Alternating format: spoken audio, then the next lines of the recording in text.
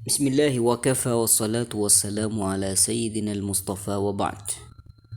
قال المصنف: أما غير الشافعية فمنهم من يقول التلفظ بها بدعة. Jadi kita masih membahas tentang melafazkan niat ketika sholat. Ketika kita hendak sholat, lalu kita mengucapkan usolli fardhu zuhri misalkan. Nah, hukum melafazkan seperti itu menurut mazhab Imam Syafi'i itu sunnah. Dikiaskan dengan niat haji, di mana melafazkan niat haji itu sunnah seperti ijma' para ulama. Seperti halnya itu merupakan ijma' para ulama. Adapun selain mazhab Imam Syafi'i, melafazkan niat itu ada yang mengatakan bid'ah. Kenapa? Liwujudi ba'dil ahadits allati turwa an ba'dis sahabati, karena adanya sebagian hadis-hadis yang diriwayatkan dari sebagian sahabat. Minha haditsu Anas, di antaranya adalah hadis sahabat Anas. Kata Anas radhiyallahu taala anhu arda, shallaitu khalfa Rasulillah sallallahu alaihi wasallam wa Abi Bakar wa Umar falam asma' illa Allahu akbar.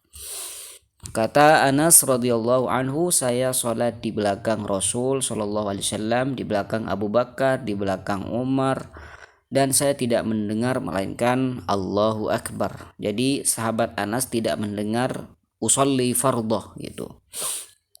Wa ba'duhum qadaha fi hadzal hadis, dan sebagian mereka itu ada yang mengaibkan, yang mengatakan hadis ini tidak sahih atau mengatakan dhaif lah gitu.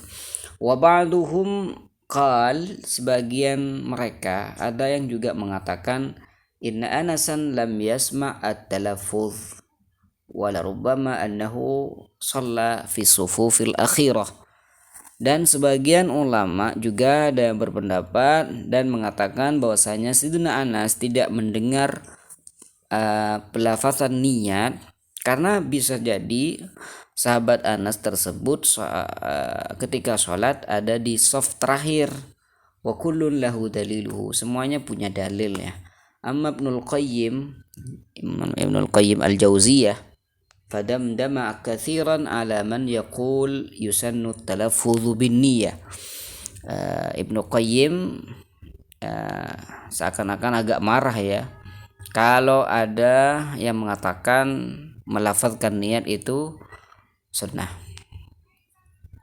Wa dzakara Ibnu Qudamah sahibul Mughni anna at-talaffuz bin niyyati ta'kidun wa huwa Hanbali.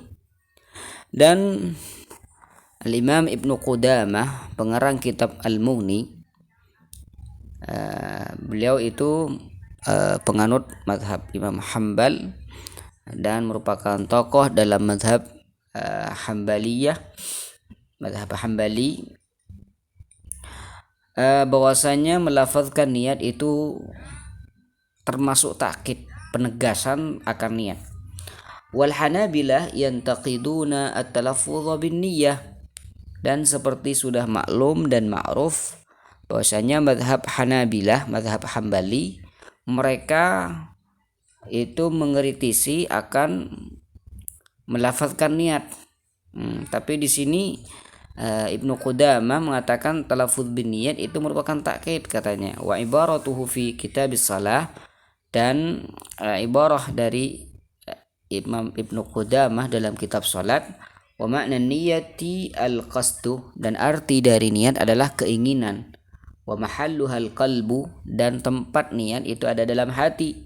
Wa in lafadha bima nawahu kana ta'kida, apabila dia melafazkan niat tersebut sesuai dengan niatnya, maka pelafalan niat tersebut merupakan takkid atau penegas.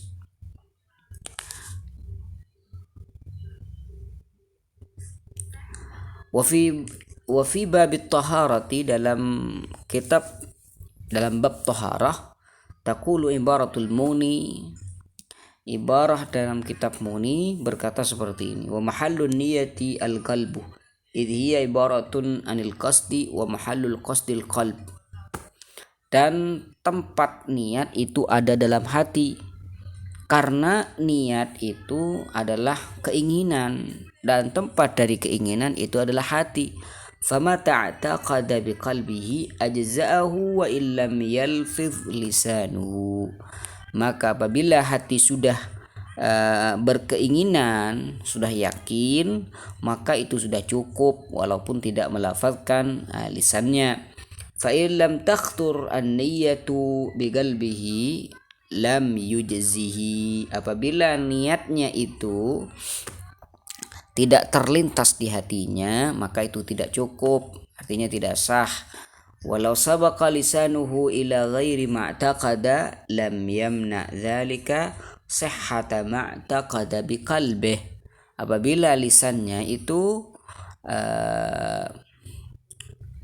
melafazkan tidak sesuai dengan apa yang dia yakini, apa yang dia inginkan, maka itu semua tidak mencegah akan keabsahan sholatnya. Artinya misalkan dia menginginkan sholat zuhur, tapi ketika melafazkan niat, pelafalan niat tersebut melafazkan usolli fardal asri, tapi keinginan hatinya usolli fardal zuhri gitu, maka itu tidak apa-apa, tidak mencegah perbedaan itu akan sahnya sholat.